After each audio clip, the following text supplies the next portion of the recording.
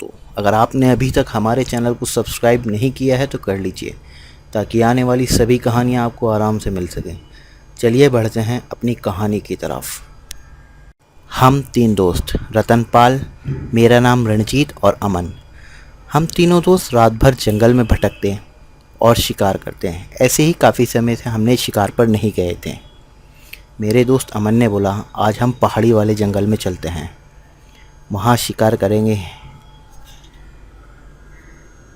फिर क्या था, हम सभी मिलकर वहाँ पहुँच गए। रात में शिकार की तलाश में हम झाड़ियों के अंदर बैठे हुए थे, पर अमन एक जगह से और सतेंद्र दूसरी जगह पर कुछ दूरियों पर झाड़ियों के अंदर लेटा हुआ था। वो हमें साफ दिखाई दे रहा था। मैंने देखा उसके सामने दो बड़े बड़े आदमी निकल कर गए। शायद उन्होंने सतेंद्र को देखा नहीं था, लेकिन सतेंद्र ने उन्हें देख लिया था और वो गुस्से में खड़ा हुआ। कुछ बोलने ही वाला था कि मैंने उसे हाथ के इशारे से मना कर दिया, लेकिन वो लोग तब भी उसे देख नहीं पाए और वो आगे चले गए। जब वो जा चुके थे तो मैंने देखा वो कुछ दूरी पर खड़े हैं और उनमें से एक ने बड़ी फुर्ती के साथ एक जानवर को पकड़ लिया, उसे खाने लगे। तीनों मिलकर हम थोड़ा सा डर गए थे, लेकिन सतेंद्र अपनी जगह से उठा और उनके पीछे जाने लगा। सतेंद्र जैसे ही उनके पास पहुंचा, वो दोनों गायब हो गए। लेकिन जब हम तीनों वहां से बाहर आए तो हमने अपने चारों तरफ से किसी के भागने की आवाज़ आ रही थी। हमने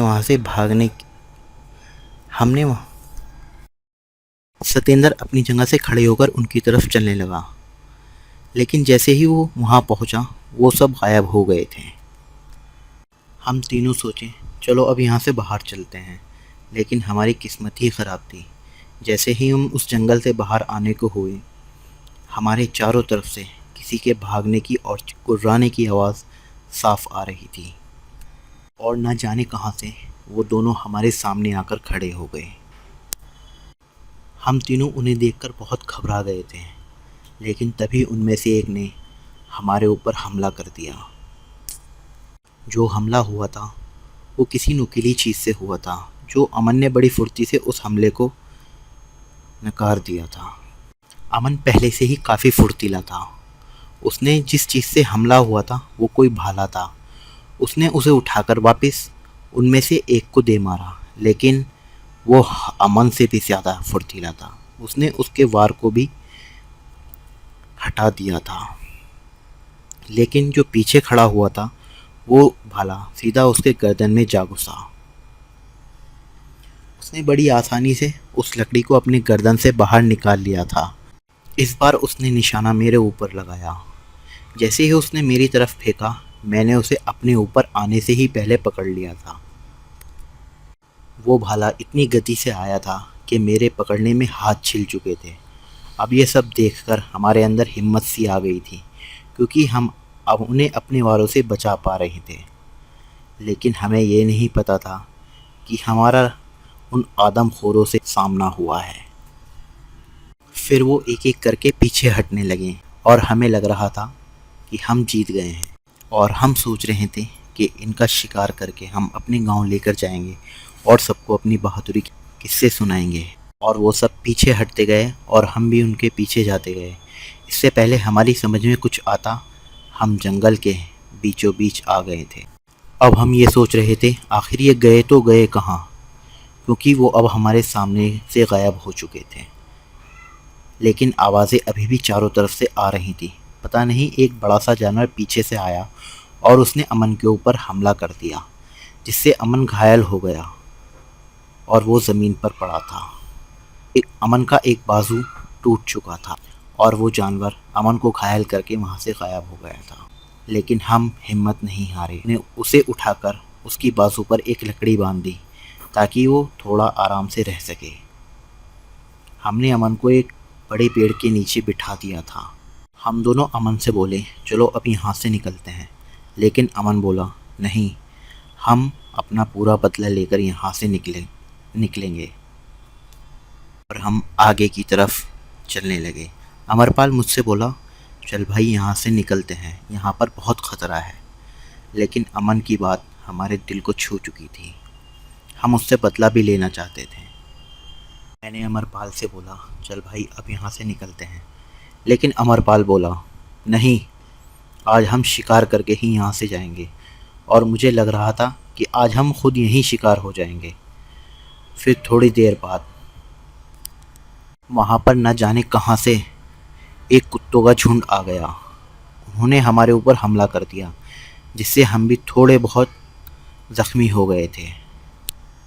फिर हम वापस उसी पेड़ के नीचे गए जहाँ पर हमने अमन को बैठाया हुआ था। लेकिन अमन वहाँ नहीं था। अमन को कोई उठाकर ले गया था। हम चारों तरफ आवाज़ दे ही रहे थे कि हमें एक आवाज़ आने लगी। ऐसा लग रहा था जैसे कोई गुर्रा रहा हो। फिर मैं एक पेड़ के नीचे खड़ा था। मेरे ऊपर कुछ टपक रहा था। मैंने ऊपर देखा तो अमन की लाश में से खून टपक रहा था। और उसके ऊपर अमन उस पेड़ के ऊपर बैठा हुआ था। और एक राक्षस जो अमर को नोच नोच कर खा रहा था। और वो राक्षस अब मुझे भी देख चुका था। उसने तभी अमन को उठाकर मेरे ऊपर दे मारा। मैं सही टाइम पे वहाँ से पीछे हट गया। अगर मैं टाइम पर पीछे नहीं हटता तो शायद मुझे बहुत चोट लगती। और वो मुझे देखकर कुर्रा रहा था। तभी वहाँ पर अमरपाल आ गया और उसने एक लकड़ी ली, सीधा उसके ऊपर फेंक मारी, जिससे वो लकड़ी उसके सर में आ घुसी थी। वो लकड़ी उसके सर के आर पार हो गई थी, जिससे वो सीधा मेरे पैरों के पास आकर गिरा था। इससे मेरी एक ज़ोरदार चीख निकल गई। अमरपाल ने मुझे संभाला और एक दो बार और उसके ऊपर किए, लेकिन वो हम दोनों को धक्का देकर वहाँ से भाग खड़ा हुआ और वो एक पेड़ पर चढ़ गया था। उसे देखकर ऐसा लग रहा था जैसे उसको कुछ हुआ ही ना हो। हम दोनों दोस्त, उसने हमारे एक दोस्त को तो मार ही दिया था। मैंने अमर से बोला, चल यहाँ से चलते हैं, लेकिन वो मेरी बात नहीं मान रहा था। उसके पीछे भागने लगा। मैंने देखा कुछ दूरी पर एक झुंड है जो कि उन राक्षसों का है, जिसमें छोटे छोटे बच्चे भी थे। और वो हमारी तरफ बढ़ रहा था। और मैंने अमरपाल से बोला, इस जंगल से हमें भागना होगा। हम दोनों भागने लगे, लेकिन रास्ते में ही भागते भागते हम दोनों एक दूसरे से अलग हो गए थे। मैं अमरपाल को आवाज़ दे रहा था। कभी तो अमरपाल की आवाज़ आती, कभी उन राक्षसों की आवाज़ आती। मैं बहुत डर गया था, क्योंकि अब शायद मैं ही अकेला बचा था। मैं अभी थोड़ी ही दूर गया था। मैंने देखा अमरपाल एक कोने में खड़ा है और मुझसे भागने के लिए बोल रहा था।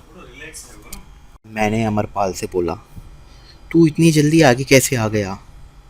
फिर क्या था, उसने अपना रूप बदलना शुरू कर दिया था। अब वो राक्षस के रूप में आ गया था। उसने मुझे उठाकर झाड़ियों में फेंक दिया, जिससे मेरे बहुत चोट लगी। शायद मेरा नसीब अच्छा था कि मैं उसे झाड़ियों में नहीं मिला। और जब मेरी आँख खुली थी, सुबह हो गई थी। मैं उठा और मैं चारों तरफ देखने लगा। मैंने देखा अमन की लाश और अमरपाल की लाश दोनों की एक ही पेड़ से लटकी हुई है। मैं जल्दी से उन दोनों को उस पेड़ से उतारने लगा, लेकिन वो दोनों को मैं उतारता कैसे, क्योंकि मेरे भी चोट बहुत लगी हुई थी। तभी मैंने देखा वहाँ पर एक बाबा आ रहे थे। बाबा ने मेरे पास आते ही बोला, तुमने इन दोनों को क्यों मारा है? फिर मैंने उन्हें सारी बात बताई, लेकिन शायद बाबा मुझसे ज़्यादा उस जंगल के बारे में जानते थे। फिर उन्होंने बताया, ये पहाड़ी जंगल है, यहाँ पर कोई शिकार वगैरह नहीं है और ना ही किसी तरह के जानवर यहाँ पर घूमते हैं। बाबा ने मेरे साथ मिलके उन दोनों की लाशों को हमारे गांव में छुड़वा दिया। लेकिन अमरपाल और अमन के घर वाले उनकी मौत का जिम्मेदार मुझे ही मानते रहे। एक दिन मैंने भी वो गांव छोड़ दिया इसी वजह से। बाबा ने गांव वालों को सारी बात भी बताई थी, लेकिन सब मुझे ही उनकी मौत का जिम्मेदार समझते थे। आज की हमारी कहानी यहीं पर होती है समाप्त। हम मिलेंगे आपको अगली कहानी में। चलिए बढ़ते हैं अपनी कहानी की तरफ। मेरा नाम रमन है और मैं शहर में पढ़ाई कर रहा था। मुझे हॉस्टल बिल्कुल पसंद नहीं था। मैंने अपने घर बोला कि मैं एक अलग रूम लेना चाहता हूँ ताकि आप भी आया जाया करें। मेरे घर वाले भी मान गए थे। मैंने एक रूम की तलाश शुरू कर दी। पूरा दिन शहर में घूमा। वक्त भी शाम का हो गया था। मैंने एक दुकान पर पहुंचा और उससे बोला, भाई कोई रूम मिलेगा क्या? वो बोला, कैसी बात करते हो भाई, आओ तुम्हें रूम दिखाता हूँ। फिर वो मुझे एक बिल्डिंग के पास ले गया जहाँ पर ज़्यादातर फ्लैट बंद थे। शायद नीचे के एक दो ही फ्लैट चढ़े हुए थे। उसने मुझे एक दो फ्लैट दिखाए जो मुझे पसंद नहीं आए। फिर वो मुझे तीसरे फ्लोर पर ले गया जहाँ उसने मुझे एक फ्लैट दिखाया। वो मुझे बहुत पसंद आया। मैंने उसे तुरंत ही हाँ बोल दी और अगले दिन वीडियो कॉल पर भी अपने घर वालों को वो फ्लैट दिखाया। सबको पसंद आया। मैंने अपना सारा सामान उसमें शिफ्ट कर दिया था। अगले दिन जब मैं वहाँ से कॉलेज आया और मैंने अपने दोस्तों को उस फ्लैट के बारे में बताया, तभी एक दोस्त बोला कि वो फ्लैट बिल्कुल ठीक नहीं है, वो पूरी बिल्डिंग ही ठीक नहीं है, मेरी बात मानो तो वहाँ मत जाओ। मुझे लगा ये सब फालतू की बात कर रहा है। मैंने उसकी बात नहीं मानी और अगले दिन सभी दोस्तों को वहाँ पर पार्टी के लिए बुलाया। अगले दिन बस 4-5 ही लोग मेरे घर आए जो कि उस शहर के नहीं थे, जो सब बाहर से आए हुए थे। और रात में वो सब वहीं पर रुके और अगले दिन मुझसे चारों के चारों बोले कि हम भी यहीं रहना चाहते हैं, हम भी हॉस्टल में नहीं रहेंगे, जो भी शेयर होगा हम सब बराबर कर लेंगे। मैं भी उनकी बात मान गया क्योंकि मुझे भी कम होने वाला था। फिर क्या था, अगले दिन सब अपना अपना सामान लेकर आ गए थे। मैं भी बहुत खुश था क्योंकि अब मैं अकेला नहीं रहूँगा। उस दिन रात में हम जल्दी सो गए, लेकिन एक बात थी, वहाँ पर गर्मी इतनी थी, ऐसा लग रहा था जैसे कोई आग जला रखा हो। उसमें से एक दो दोस्तों ने भी वहाँ पर एसी का इंतज़ाम भी कर लिया था। उस एसी से हमें बहुत सुकून मिला था।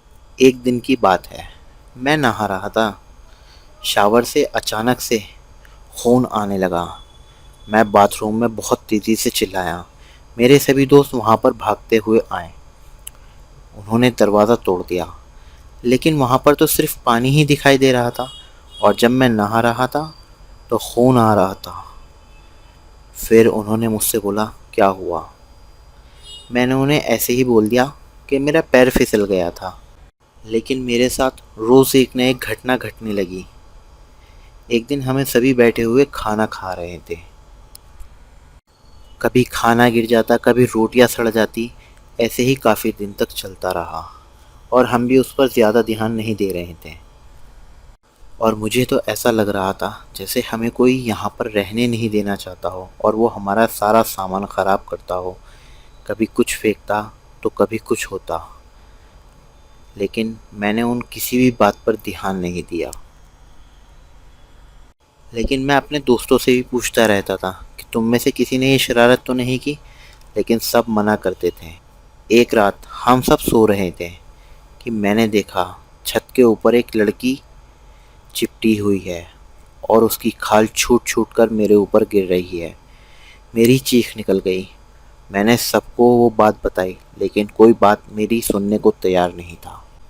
अगले दिन दोपहर में हम सब बैठे हुए खाना खा रहे थे कि किचन से खाने का पतीला हमारे ऊपर आकर लगा। हम सब डर गए थे, लेकिन सब ने सोचा हो सकता है किसी चीज़ से टकराकर ये बाहर आ गया और हमारे ऊपर गिरा हो। उस बात को भी हमने नज़रअंदाज कर दिया था। लेकिन एक रात हम सब सो रहे थे। हम सब की आँख एक साथ खुली। हम चारों ने देखा 3 जलती हुई आत्माएं जो कि बुरी तरह जल रही थी और हमारे सामने और हमारे बेड के सामने जलते हुए आ रही थी। तभी हम सब वहाँ से भागने की कोशिश करने लगे और हम वहाँ से भागकर नीचे आ गए थे, लेकिन उन्होंने हमें कोई नुकसान नहीं पहुँचाया था। फिर पूरी रात हम सड़क पर भटकते रहे। जैसे ही सुबह हुई, हमने उस फ्लैट के बारे में इधर उधर पूछा। वहाँ पर रहने वाली एक आंटी ने बताया कि ये फ्लैट कभी को इसके अंदर 3 लोग रहा करते थे, जिसमें उसका एक औरत, एक आदमी और उनकी बेटी। उनके साथ शायद कोई घटना हुई थी, वो बाहर से भागकर आए हुए थे। उन्हें पता चला कि उनके घर वालों ने उन्हें ढूंढ लिया है, और अगले दिन उन सब ने, तीनों ने आग लगाकर यहीं पर जान दे दी थी। तब से ये बिल्डिंग और ये फ्लैट बंद ही रहता है।